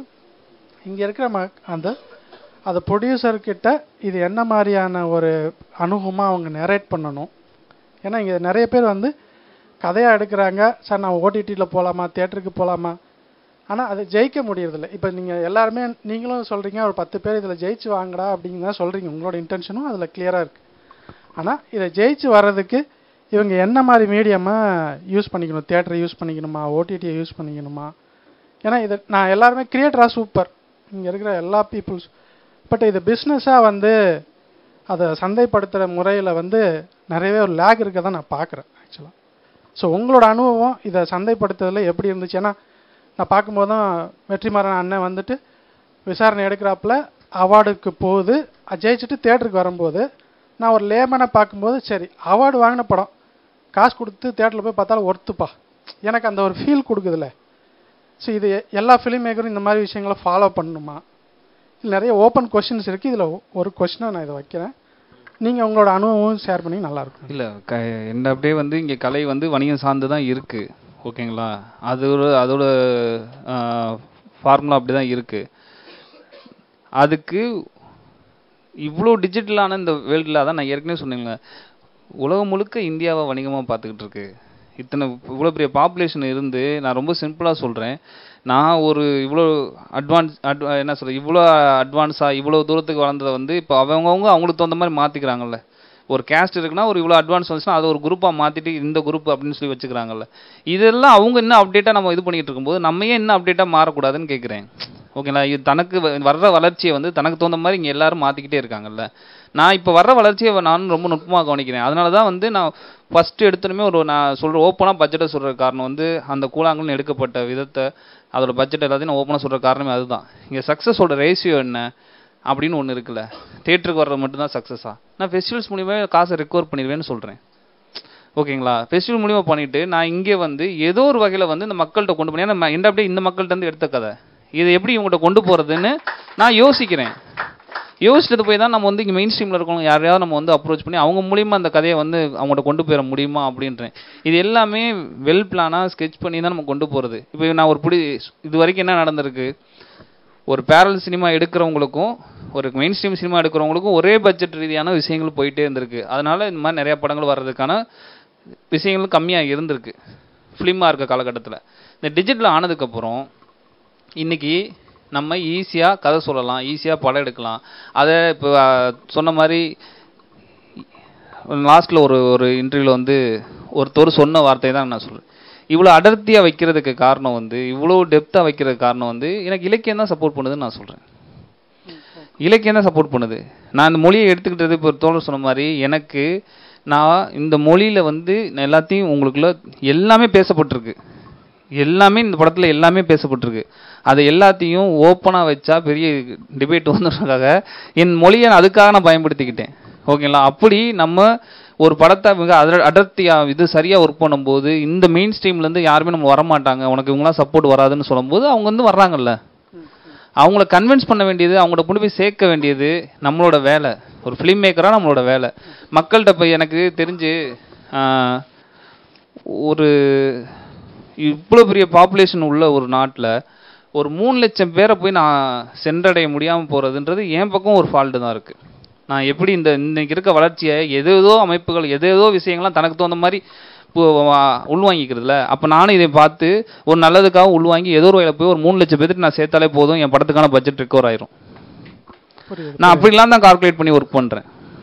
எல்லாத்து வரைக்கும் நம்ம கால்குலேட் பண்ணி ஒர்க் பண்ணும்போது இந்த இடத்த போய் நம்ம சேர்ந்துடலாம். ஜெவி இன்னொன்று சக்ஸஸ்ன்றது எனக்கு அதான் திரும்ப திரும்ப எனக்கு இடிக்குது.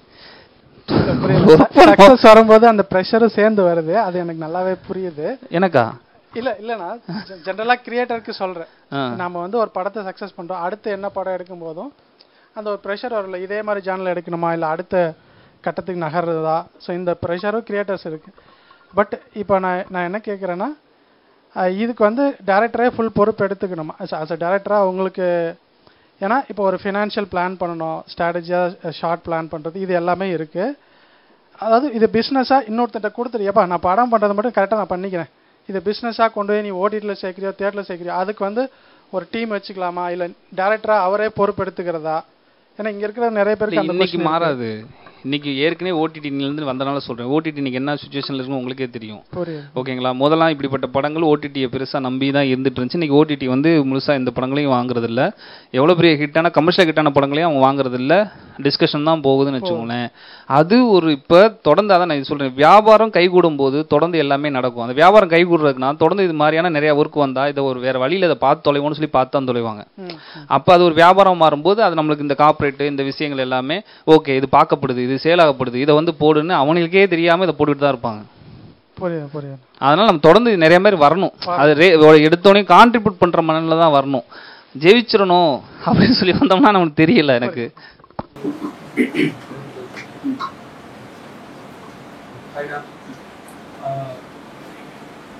வந்து இந்த வேர்ல்ட் சினிமாங்கிற கேட்டகரிக்குள்ள நான் வந்துட்டு மூவிஸ் பார்க்க வந்த காரணமே வந்துட்டு ஒரு சில படங்கள், அந்த படங்கள்லாம் பார்த்து ரொம்ப பிடிச்சு போய் அதுக்கடுத்து நான் வந்துட்டு ஒரே நாளில் வந்துட்டு மூணு படம் பார்த்தேன். 3 படமே பிடிச்சிருந்துச்சு.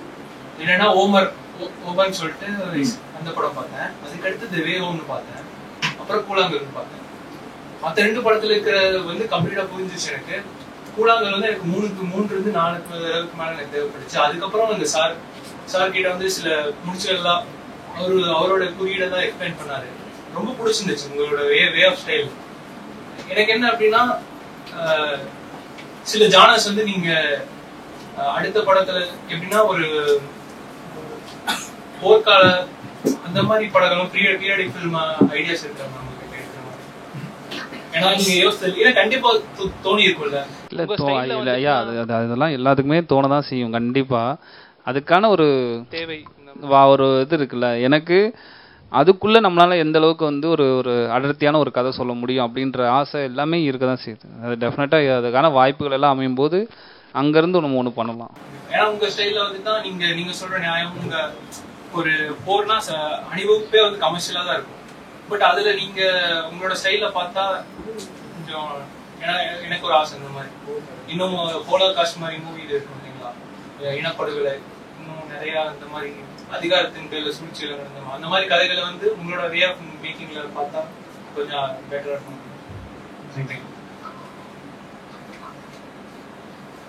வேற கேள்விகள் இருக்குல்ல? வணக்கம், என் பேர் ஜெயஸ்ரீ, சென்னை பல்கலைக்கழகத்துல படிச்சுட்டு இருக்கேன். நீங்க சொன்னீங்க பேச்சு விட விஷுவலா ஒரு படம் பண்றது எனக்கு பிடிக்கும் அப்படின்னு சொல்லிட்டு. என்னோட லோகோ வந்து ஒரு ஒளிப்பதிவாளர் ஆகணும், கேமரா தான் என்னுடைய ஆசை. இப்ப எனக்கு என்னன்னா உங்களுடைய டெக்னிக்கல் டீமும் வந்து நீங்க நல்லா ஒருங்கிணைத்து கொண்டு போவீங்கன்னு சொன்னீங்க. ஏன்னா பட்ஜெட் வந்து நான் அதுல கரெக்டா என்னால மேனேஜ் பண்ண முடியும் ப்ராப்பரான டீம் இருந்தா அப்படின்றதும் சொன்னீங்க.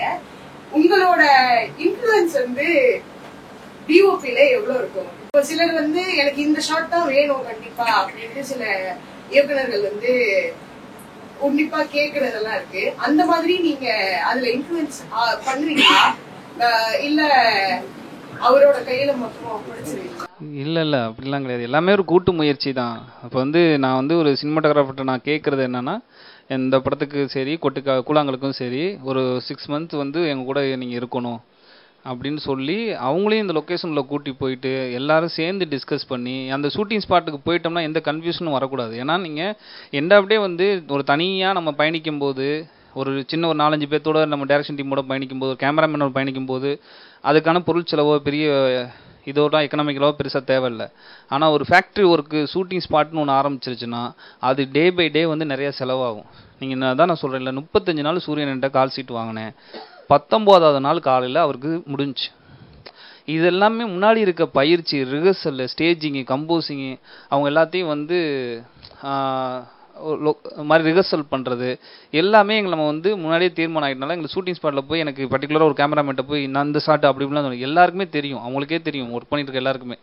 அது எல்லாரோட கூட்டு முயற்சியாக தான் நான் பார்க்குறேன். ஒரு கேமராமேன் மட்டும் அப்படின்னு சொல்லலை, இல்லை நம்ம டைரக்ஷன் டீமில் இருக்கவங்களுக்கு, ஒரு பாட்டை ஈபி பண்ணுறவங்களுக்கு எல்லாருக்குமே எல்லாமே தெரியும் நாங்கள் இதுதான் பண்ண போகிறோன்னு. அங்கே ஷூட்டிங் ஸ்பாட்டில் போய் எங்களுக்கு பர்டிகுலராக இதுதான் வேணுன்ற டிஸ்கஷனே வராது. முதவே நாங்கள் அந்த டிஸ்கஷன்லாம் பண்ணி முடிச்சிடுவோம் ப்ரீ ப்ரொடக்ஷனாக இருக்கும்போதே. ஒரு சின்ன ஒரு ஒப்பீனியன் பேஸ்டான ஒரு கொஸ்டின் என்னன்னா, ஒரு காட்சி நீங்க காட்டியிருப்பீங்க, ஸ்டேஜிங் பண்ணிருப்பீங்க, அதுல வந்து பர்டிகுலரா இப்படி இல்லாம வேற மாதிரி இருந்திருந்தா இன்னும் நல்ல தாக்கமா இருந்திருக்கும் அப்படி என்னைக்காவது ஃபீல் பண்ணிருக்கீங்க? இல்லைங்க, இல்லை உண்மைக்கே சீரியஸாக இல்லைங்க. எனக்கு வந்து நான் இதை காட்டினதே தெரியாம மாட்டேன், புரிய மாட்டேன்னு இருக்காங்க. கதை வந்து இந்த கதையை ஓகே இனி நான் இதெல்லாம் படமா பண்ண போறேன் அப்படிங்கிறதுக்கு சில தேவைகள் இருக்கலாம், இல்லாட்டி வந்து சில முடிவெடுக்கிறதுக்கு காரணிகள் இருக்கலாம். அந்த காரணிகளை எந்த பேசிஸ்ல நீங்க கதையை வந்து படமா மாத்துற ப்ராசஸ்? இல்லை, ஒரு நான் சொல்றதே எனக்கு ஒரு கதையை தொகுத்து வழங்குறது இலக்கியம். எனக்கு இந்த கதையை நம்ம வந்து ரியல் லைஃப்பில் நம்ம கேள்விப்படும் போதோ நிறைய விஷயங்களை வந்து நம்ம வந்து பார்க்கும்போது ஒரு மாதிரி மடைய தோன்ற மாதிரி கொட்டிடும். அதை தொகுத்து வழங்குறதுக்கு எனக்கு இலக்கியம் பயன்படுது. இப்போ சினிமா விஷுவல் மீடியம் நான் ஏன் சொல்கிறேன் பார்த்தீங்கன்னா, நீங்கள் இலக்கியமே விஷுவல் மீடியம் தான். நீங்கள் படிக்கும்போது நீங்கள் மட்டும் தான் விஷுவல் பண்ணிக்கிறீங்க, ஓகேங்களா? இதை தான் நான் அப்படியே சினிமாவில் அப்ளை பண்ண நினைக்கிறேன். ஒரு முழுக்க வந்து மாடர்ன் தேட்டரில் வந்து நான் போஸ்ட் மாடர்ன் அந்த தேட்டர் மேஜிக் ரியலிசமான தேட்டரில் நான் வந்து ட்ராவல் பண்ணியிருக்கேன். மணல் மோடி அந்த பிளேயில் தான் நான் வந்து 3 வருஷம் அசிஸ்டன்ட் டேரக்டர் ஒர்க் பண்ணியிருக்கேன். ஒரு அந்த பிளே என்ன பண்ணும்னா ஒரு 2.5 மணி நேரம் நடக்கும், ஃபுல் உடல் மொழியாகவே உங்களோட கம்யூனிகேட் பண்ணும். இது எல்லாத்தையும் தான் நான் கொண்டாந்து அதில் வைக்கணும்னு ஆசைப்பட்றேன். எனக்கு நம்ம நினச்சதை எடுத்துருவோன்றது வந்து முன்னாடியிருந்தே நடக்கிறதுனால எனக்கு ஒரு ஷார்ட்டை இப்படி மாற்றி பண்ணுவோம் அப்படி மாற்றி பண்ணுவோம்னு தோணுதில்லை. எடுத்து முடிச்ச வரைக்கும் இப்போ வரைக்கும் எனக்கு அப்படி தோணுதில்லை.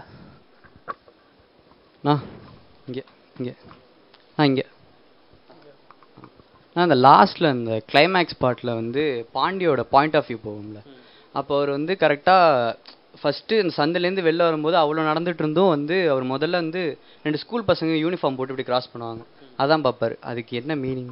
இல்லை, இந்த படம் அந்த எம்ஐடி எடுக்க போவாங்கல்ல, அப்போ போகும்போது பார்த்தீங்கன்னா ஸ்கூல் பசங்களாம் காலைல ஸ்கூலுக்கு போயிருப்பாங்க, ஓகேங்களா? இவங்க திரும்பி இந்த சாயங்காலம் வந்து இந்த இதுக்குள்ளே வர சடங்கு வரக்குள்ளே ஸ்கூலே முடிச்சுட்டு ஒரு குழந்தைங்களாம் வந்துக்கிட்டு இருக்குங்க, ஓகேங்களா? அதனால அது அப்படி தான் இது பண்ணுறது. ஒரு பக்கம் ஒருத்தவங்க படிச்சுட்டு இருக்காங்க, தயவுசெய்து இப்படியே முட்டாளாக இருக்காங்களான்னு சொல்கிறது தான். பாண்டி மாதிரி மனப்பான்மை இருக்கிற ஆளுக்கு அந்த கதை வந்து ஒரு கோவத்தை உண்டாக்காம அவங்க கதையை உள்வாங்கிறதுக்கு என்ன யுக்தி கையாண்டி? நீங்க அதான் சொல்றீங்களா, பாண்டி மாதிரி நம்ம எல்லாருக்குள்ளயும் பாண்டி இருக்கான்னு தான் நான் சொல்லுவேன். ஏன்னா உண்மைதான், அது ஒரு சின்ன ஒரு ப்ராசஸ் தான். இப்போ நான் வந்து பார்த்துட்டு நான் அவன் கிடையாது அப்படின்னு சொல்கிறது இருக்குல்ல, அதுவே நான் வந்து ஒரு ப்ராகசிவான ஒரு இடத்துக்கு கொண்டு போகிறதான் பார்க்குறேன். ஓகேங்களா? ஆனால் நான் கிடையாது அப்படின்னா நான்லாம் அந்த மாதிரி பண்ண மாட்டேன். நான் எதுக்கு போகிறேன் போய் பண்ண போகிறேன், ஏன்னா முட்டாளா இப்படி கூட்டி போய் பண்ணணும் அப்படின்னு ஏதோ ஒரு டிஸ்கஷன் வந்துகிட்டு இருக்குல்ல, அதுவே நான் ப்ராகசிவாக தான் பார்க்குறேன். உடனே அதான் நான் சொன்னேன், அதுவும் உடனே நடந்துரும் அப்படின்னு நம்ம சொல்ல முடியாது. அந்த படத்தில் கிளைமேக்ஸ் சொல்லாம போன மாதிரி தான் அது ப்ராகசிவ் தான், அந்த ஒரு ப்ராசஸ் தான், அது நடந்துக்கிட்டே இருக்கும். இப்போ நிறைய பேர் வந்து என்கிட்ட சொல்லியிருக்காங்க, மோகபுத்தத்தில் ஒருத்தர் எழுதுன்னு சொன்னார்ல, எனக்கு வந்து என் மனைவியோட வந்து நான் அவ்வளோ வன்முறை செஞ்சுருக்கேன், நான் அவ்வளோ இது பண்ணியிருக்கேன், இந்த படம் எனக்கு ஒரு மிகப்பெரிய ஒரு குற்ற உணர்ச்சியை ஒரு கில்ட்டுக்குள்ளே எனக்கு கூட்டி போகுது அப்படின்னு. எனக்கு உண்மைக்கே ஒரு கோவம் எந்த அளவுக்கு ஒரு மனிதனை சேஞ்ச் பண்ணுது. ஆனால் ஒரு கில்ட் ஆகிட்டேன்னு வச்சுக்கோங்களேன், அவன் ஆட்டோமேட்டிக்காக நிறைய இன்னும் ப்ராகசிவான இடத்துக்கு போக வாய்ப்பு இருக்குது. அது எனக்கு இந்த படத்தில் நிறைய காமன் ஆடியன்ஸ் இருந்தே அந்த பதில் வந்திருக்கு. வணக்கம்ண்ணா. இண்டிபெண்டன்ட் ஃபிலிம் மேக்கர்ஸ்னால் அருண் கார்த்திக், லீனா மணிமேகலை, அப்புறம் கேரளாவில் சனல்குமார் சசிதரன், இந்த மாதிரி கொஞ்சம் பேர் படம் பார்த்துருக்கேன். அதுக்கப்புறம் தான் உங்களுக்கு பார்த்தேன். ஒரு நல்ல இன்ட்ரோவாக இருந்துச்சு அவங்களது பார்த்தது. உங்களை ஈர்த்த சமகாலத்தில் இருக்க இண்டிபெண்டன்ட் ஃபிலிம் மேக்கர்ஸ் யாராவது நீங்கள் சொல்ல முடியும்னா சொல்லுங்கள். எனக்கு சனல் சார் படமே ரொம்ப பிடிக்கும். நீங்கள் சொன்ன எல்லாரோட டேரக்டர்ஸ் படமும் நான் பார்த்துருக்கேன், எனக்கு ரொம்ப பிடிக்கும். அந்த அந்த தோழரோட கேள்வியோட தொடர்ச்சியாக என்னோட கேள்வி வச்சுக்கிறேன். அந்த தமிழ் இண்டஸ்ட்ரியா பொருளாதாரத்துல ஜெயிச்சு நிக்கிறது முக்கியம், அதுவும் முக்கியம்னு சொன்னீங்கல்ல, அது எந்த பாயிண்ட்ல நீங்க வந்து அதை எடுத்துக்கிறீங்க அதுவும் ஜெயிக்கணும்? இப்போ தோழர் சொன்னதையும் பொருத்தி பார்த்துக்கலாம். இப்போ நீங்க இப்போ அந்த ஒரத்தநாடுல ஒரு கற்பழி ஒரு வன்புணர்வு நடந்ததா, அதுக்கு வந்து அதுவும் நியூஸ்ல வந்தது, டிவில வந்தது, நியூஸ் பேப்பர்ல வந்தது, அதுக்கான எந்த முன்னெடுப்புகளும் இங்க நடக்கல. ஆனா அந்த டெல்லியில அந்த மருத்துவருக்கு நடக்கும்போது இங்க ஒரு 4-5 நாள் பேச்சு பொருளா இருந்தது. 4-5 நாளைக்கு அது எப்பவும் நம்ம இருக்கிறது, ஆனா 4-5 நாளைக்கு இருந்தது. இதுவும் ஒரு விதத்துல சினிமாவில இருந்து உருவான ஒரு மனநிலை தான். இப்போ நம்ம உங்களுக்கு இப்ப நீங்க சொன்னீங்க ஒரு 45% அந்த ஆடியன்ஸை பிடிச்சிட்டேன், அதை ஏத்துக்கிட்டாங்க அப்படின்னு சொன்னீங்க. இப்ப இந்த 45% வந்து 100% மாறும்போது நீங்க இந்த மாதிரி அடர்த்தியான நல்ல கருத்துக்களை சொல்லக்கூடிய இல்ல சமூகத்தை பின்னோக்கி இழுக்காத நல்ல திரைப்படங்கள் ஓடும்போது இண்டஸ்ட்ரி வந்து எப்படியும் பொருளாதாரமா எப்படியும் வெற்றி அடைய போகுது, சமூகமும் எப்படி சொல்றது நல்ல நிலையில இருக்க போகுது.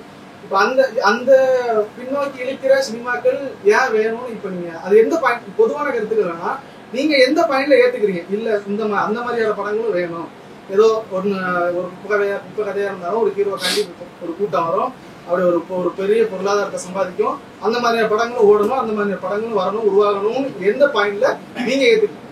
இல்லை, நீங்கள் குப்பை கதையாக இருந்தால் கண்டிப்பாக ஓடவே ஓடாது, எவ்வளோ பெரிய ஹீரோ நடித்தாலும். சரிங்களா? அது ஓகேவா? நீங்கள் நம்ம எப்படின்னா, நான் இந்த ஆன்சர் இந்த இடத்த சொல்கிறதுல தான் நான் வந்து ரொம்ப முக்கியமாக பார்க்குறேன். ஓகேங்களா? எண்டு ரிசல்ட்டை வச்சு நம்ம எப்பயுமே வேலை செய்ய முடியாது.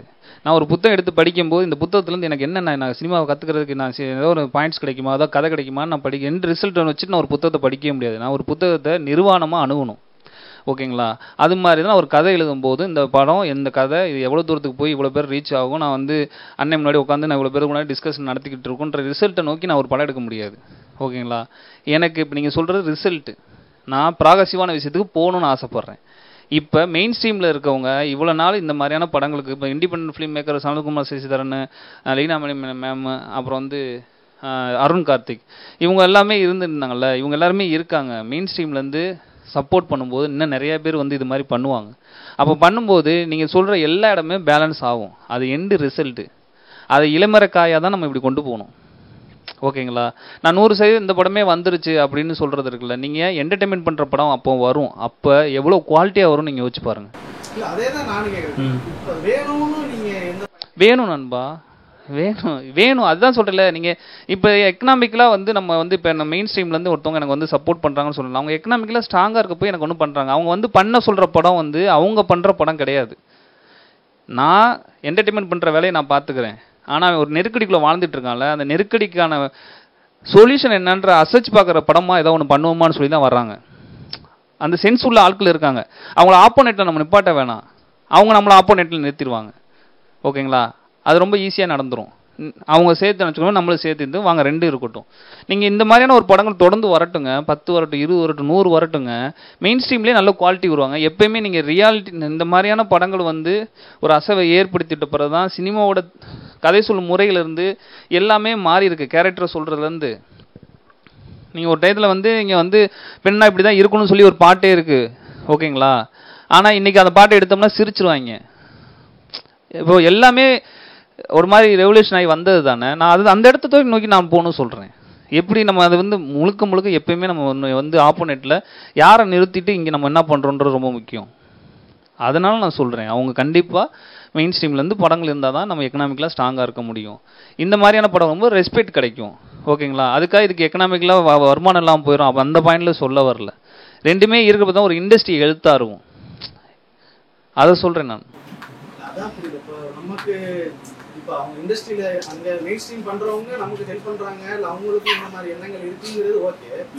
அவங்க அது ஹெல்த்தா இருக்குங்கிறது எது அப்படின்னு எனக்கு புரிஞ்சுக்கணும். நீங்கள் அப்படி இந்த மாதிரி நிறைய படங்கள் வரட்டும் நண்பா. நீங்கள் மெயின் ஸ்ட்ரீமில் நீங்கள் என்டர்டைன்மெண்ட்டாக இப்போ பார்க்குற படங்களே அப்போ வந்து வேற ஒரு என்டர்டைன்மெண்ட் பண்ணணும்னு நான் சொல்கிறேன்.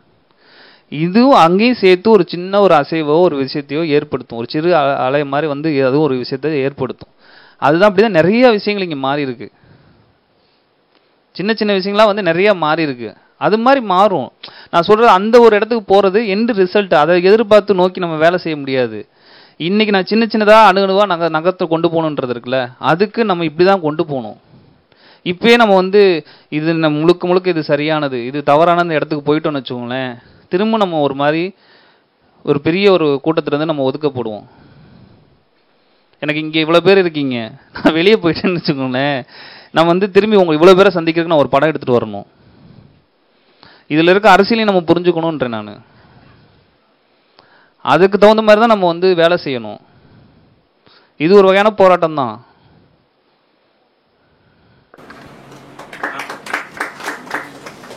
எந்த ஒரு ஆர்டிஸ்டுமே அவங்களோட ஆர்ட் அவங்களே எக்ஸ்பிளைன் பண்றதை வந்து விரும்ப மாட்டாங்க.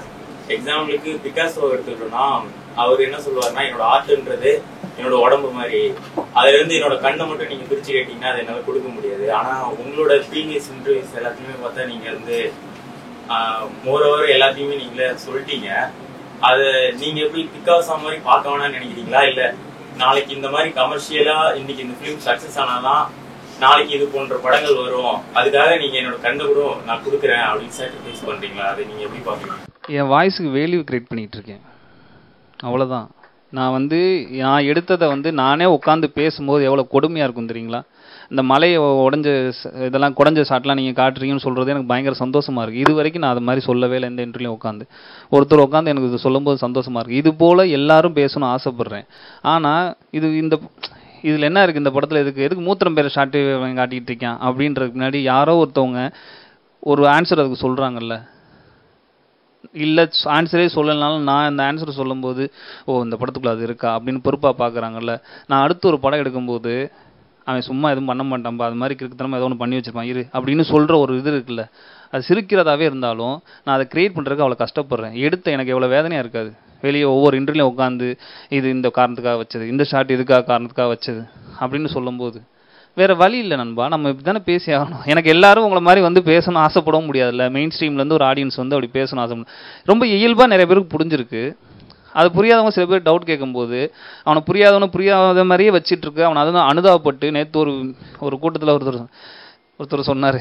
என்ன சொன்னார்னா, எனக்கு நீ காசு கொடுத்து வந்து பார்க்க வர்றவன் என்னை புரியலன்னு கேட்குறான், அது எவ்வளோ பெரிய வருத்தமாக இருக்குது அப்படின்னு சொல்லி அவன் மேலே அனுதாபப்பட்டார். நான் அப்போ தான் சொன்னேன், தயவுசெய்து அவன் மேலே அனுதாபப்படாதீங்க, அது பெரிய வன்முறை. அவன் புரியலன்னு வந்து ஓப்பனாக கேட்குறான்ல, அவனுக்கு இதை சொல்லுங்கள். அவன் பிடிக்கலன்னு சொல்கிறவங்க திட்டிட்டு போகிறவங்க திட்டுறதை நம்ம வந்து ஏற்றுக்கிறோம். இவங்களும் சொல்கிறோம், இவனை வந்து ஏன் அனுதாபப்படுறதை தாண்டி பெரிய வன்முறை எதுவுமே கிடையாது. அது இந்த படத்துலையுமே நான் அந்த பொண்ணுகிட்ட வழியாக அவங்களோட சொல்ல வந்தது அதுதான். உங்களோட அனுதாபமோ இறக்கமோ அந்த பொண்ணுக்கு தேவையே கிடையாது. அது மாதிரி சொல்கிறேன். நம்ம அப்படி தான் வேறு வழியில் நான் உட்காந்து சொல்ல வேண்டியிருக்கு. ஒரு 2 படத்துக்கு 3 படத்துக்கு நான் சொன்னேன்னா அடுத்த படத்துக்கு நான் சொல்ல வேண்டிய இருக்காதுன்னு நான் நம்புகிறேன். அது தேடி அப்புறம் இன்னொன்று ரொம்ப புத்திசாலித்தனமாக ஒரு படத்தை அணுகணுன்றதும் நான் சொல்லவே இல்லை. உண்மையாக சொல்கிறேன். நம்ம ஃபிலிம் மேக்கராக போகிறோம், இதாக போகிறோம். நான் இலக்கியத்துலேருந்து எனக்கு எவ்வளோ சப்போர்ட் வந்திருக்கு, நிறையா படங்கள் பார்த்து என்ன சப்போர்ட் வந்திருக்கு நான் பேசுகிறேன். ஒரு காமன் ஆடியன்ஸுக்கு அது இது இல்லை. அவங்களுக்கு அதை சொல்லும்போது அவங்க இன்னும் டீப்பாக ஒரு விஷயத்தை வந்து இது பண்ண ஆரம்பிப்பாங்க. நான் எனக்கு பேசுகிறது அடுத்து இந்த மாதிரி படம் எடுத்துகிட்டு வர்றவங்களுக்கு சேர்த்து எனக்கு வேதனையான ஒரு விஷயம் தான் நான் பண்ண வேண்டியிருக்கு.